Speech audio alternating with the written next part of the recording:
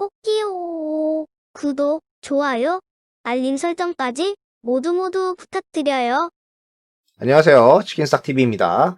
자, 오늘은 수출로 먹고 사는 대한민국의 주요 IT 품목 장사 성적에 대한 이야기를 해보고 몇몇 업체들의 4분기 실적 확인, 그리고 21년 전망에 대해서도 간단하게 짚어보겠습니다. 우선 전체적인 수출 증감률은 코로나 이슈로 바닥을 찍고 나서 올라와가지고 11월, 12월 달에는 완전히 회복세를 보이게 되었죠. 자, 우리나라의 전체적인 무역 수지를 보면은 이 ICT 산업, IT 부분에서 나라에서 나는 것 대비 2배가량이 나거든요. 그럼 그냥 무역은 IT 없으면 끝이에요. 이걸 당연히 봐야죠. 수출이 본격적으로 올라온 하반기에 증가한 ICT 주요 품목을 보면은 주요 품목이 반도체, 그리고 컴퓨터 주변 기기인 것을 알 수 있습니다. 자, IT 주요 품목에서의 무역 수지는 대부분 반도체가 벌어들인 것을 확인할 수 있어요.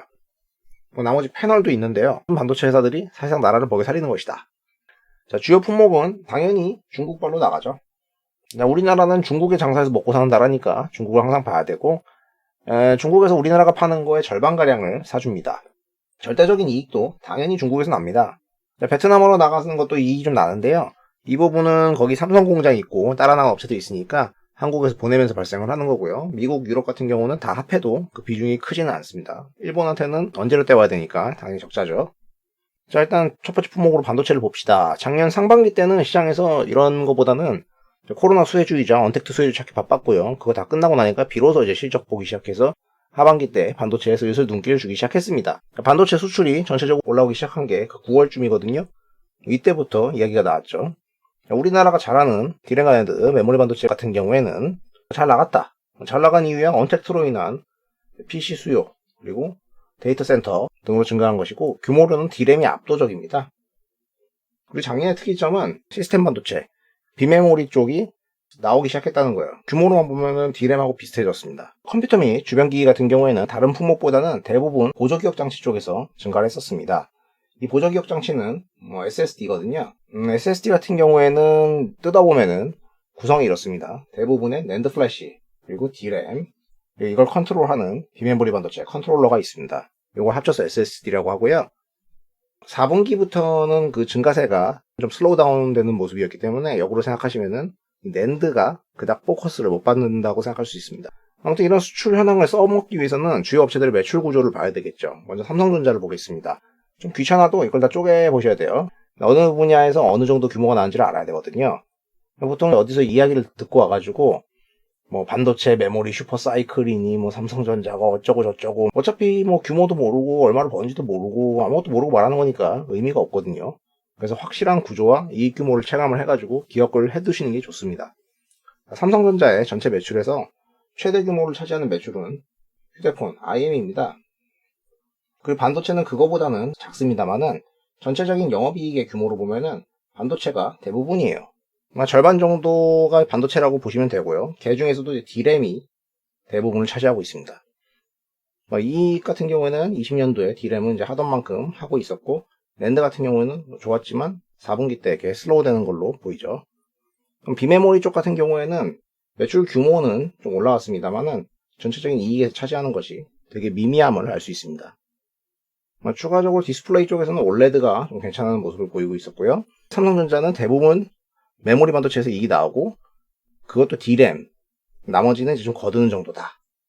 SK하이닉스 같은 경우에는 더 디램 의존적이죠. 얘는 낸드 쪽은 맨날 적자 내잖아요. 매출도 디램, 이익도 디램이다. 근데 단순하게 생각하면 반도체의 Q가 줄어든다고 생각하는 사람은 없죠. 어떤 빅그로스는 계속 이렇게 나온단 말이에요. 근데 왜 이익이 예년 17년, 18년만 못했냐? 그때부터 반도체 가격이 계속 빠지기만 했으니까, B가 빠지기만 했으니까요. 근데 이익으로도 이따 정점이거든요. 근데 주가는 최근에 이렇게 올려놨잖아요. 그러니까 이게 가격하고 이 주가하고 괴리도가 벌어져가지고 작년에 마감을 하는 거죠.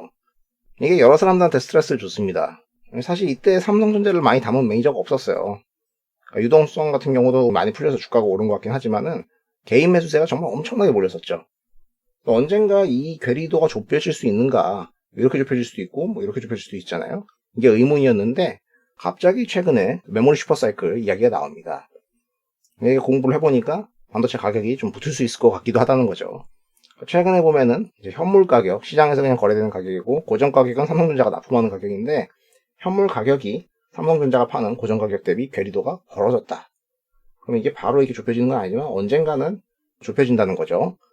따라서 가격이 오르게 되고 아까 빅그로스는 자연스럽게 느는 거라고 했으니까 P도 오르고 Q도 올라서 이익으로 직결될 거다. 이런 생각이 드는 거거든요. 같은 이야기인데 삼성전자 이익이 잘 터지던 17년 시절을 보면은 낸드 같은 경우에도 ASP와 빅그로스가 같이 오르면서 세일스 그로스로 직결되는 걸 알 수 있습니다. 이게 원래는 21년도에는 이제 낸드 가격이 빠질 걸로 예상을 했었는데 여기도 최근에 고개를 이렇게 슬슬 들고 있어요. 그럼 D램, 낸드 둘 다 좋다. 자, 비메모리 같은 경우 아까 이제 국내의 비메모리 수출이 전부 삼성전자는 아닙니다. 다만 규모적으로는 삼전이 크긴 한 거죠. 요새 이제 차에 쓸 반도체가 없어가지고 차를 못 만든다 이런 뉴스가 나오는데요. 이게 주로 비메모리랑 관련된 내용이거든요. 전 세계 파운드리 시장에서 1위를 차지하고 있는 대만의 TSMC. 이 회사는 최근에 이제 가격을 할인해주지 않고 더 이상 이미 1년치 주문량이 쌓여 있다고 합니다. 최근에 실적도 잘 나왔거든요. 덤으로 여러 가지 타가지고 주가가 쫙 올라갔어요. 시가총액 600조에 달하죠. 다른 기업들도 마찬가지예요. 삼성전자보다 열등한 이제 글로벌 파운드리라는 것도 가동률이 100%에 가깝다. 삼성전자도 비슷하다. 괜찮을 수 있죠. 또한 중요한 5나노 미만의 이제 미세공정 같은 경우에는 TSMC가 아니면 삼성전자밖에 선택지가 없다는 거예요. 그러니까 여러모로 삼성이 나쁘지 않다는 걸 확인한 거고요. 이렇게 보면 이제 기대감을 가질만하다고 할 수 있겠습니다. 참고로 조금 열등한 파운더리 공정인 8인치 같은 경우도 오르기 때문에 이런 다양한 업체들 관심을 가질 수 있어요. 미국의 AOS가 가격을 20% 인상했고요. 한국의 DBIT 가격을 20% 인상했는데 이미 1년치 다 찼다. 대만 업체들 가격이 인상한다. 중국도 30% 인상했다. 현재 완전 풀가동으로 돌아가고 있다고 합니다. 심지어 미국의 주요 제재 대상인 스믹 같은 경우도 최근에 주가가 오릅니다. 이런 관련 업체들은 올해 내내 모니터링을 해야겠죠. 다음 아이템 휴대폰 동향 볼게요. 휴대폰 같은 경우에는 이제는 삼성전자밖에 없죠. LG는 이제 최근 기사 보면 이제 접을 분위기고요. 요새 삼성전자의 휴대폰을 더 이상 아무도 관심 있게 보지는 않아요, 사실. 좀 빨리 낸 갤럭시 21 같은 경우에도 좀 실망스러운 느낌이고요. 그냥 하던 만큼 해라. 크게 빠지지만 말아다오. 막 이런 생각하는 거고요.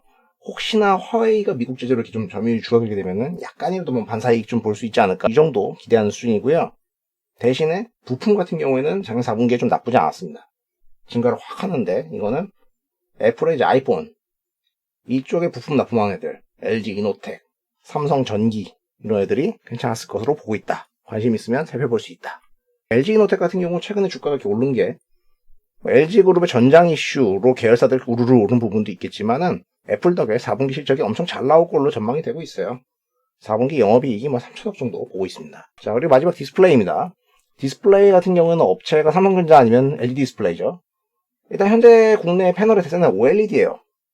근데 그 중에서도 삼성전자가 점유율 한 80%를 갖고 있는 휴대폰용 중소형 OLED 이쪽이 대세거든요. 여기가 4분기 때 이렇게 올라온 거는 애플 효과가 살짝 녹아 있습니다. 근데 삼성을 OLED로 살 분은 거의 없을 거라고 생각을 하거든요. 그래서 실제로는 이제 투자 아이디어로는 LCD를 봐야 됩니다. 여기가 내내 이렇게 죽수다가 11월 달부터 턴어라운드 돼가지고 이렇게 올라왔거든요. 여기서 어떤 기회가 있을 수 있죠. 야, 아직도 LCD야? 다 OLED 아니야? 이럴 수 있는데 여러분들이 쓰시는 모니터 대부분 다 LCD거든요. PC나 노트북. TV 같은 경우도 삼성이 점유율이 높은데 LG가 맨날 삼성 TV LCD라고 공격하잖아요.